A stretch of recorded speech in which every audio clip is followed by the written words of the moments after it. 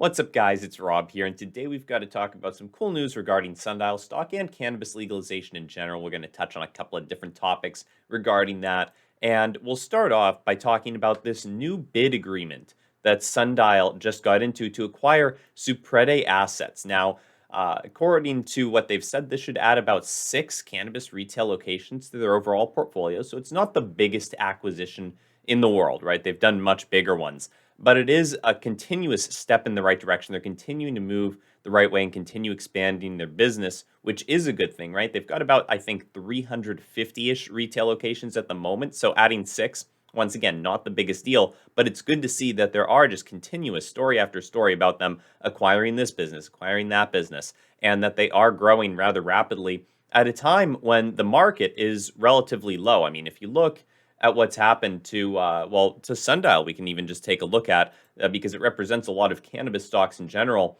They're getting all of these stocks because they have cash. They're getting them at very cheap values because the prices of a ton of cannabis stocks have been falling. I mean, you can look at Tilray uh, as well, just as an example, to see that a lot of cannabis stocks have been moving down dramatically, and Sundial being one of them. But this also provides them with the opportunity to be making these acquisitions at relatively cheap prices, which is a good thing.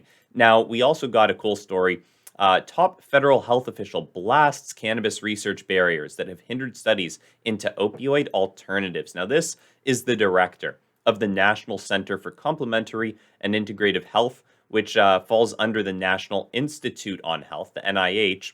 And she's essentially saying that there are potentially safer tools than opioids for managing pain, and cannabis could potentially be one of them, but there's not enough research that's allowed on the area because there are a ton of barriers and hindrance and hurdles regarding cannabis research, and she's saying that's not necessarily how it should be. And she's actually soliciting feedback from the scientific community about its interests in and barriers to research on the health effects of cannabis, right? So this is overall just a good thing to see people from all walks of life, right? It's not just the scientific community; it's actually people who are part of, federal agencies, the National Center for Complementary and Integrative Health, who are saying these things as well. So that is very beneficial. And while I know that a lot of people wish that full-fledged legalization was going to be happening sooner than it's looking like it may, this is still a continuous step, once again, in the right direction. Things are going right.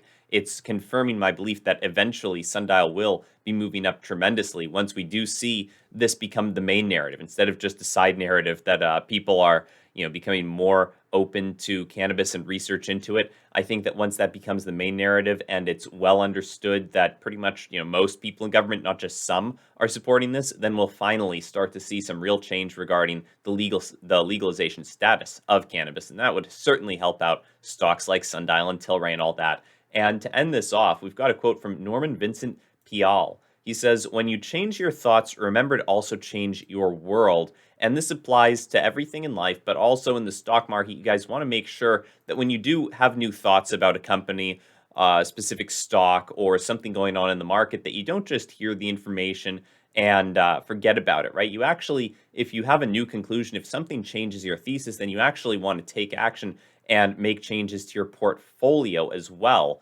and not just sit complacently by if you've stopped believing in a stock and it's down, and say you don't like the stock anymore. Then it's okay to sell it and buy something new if you believe in something else more, right? If you no longer believe in something, you don't have to continue holding it.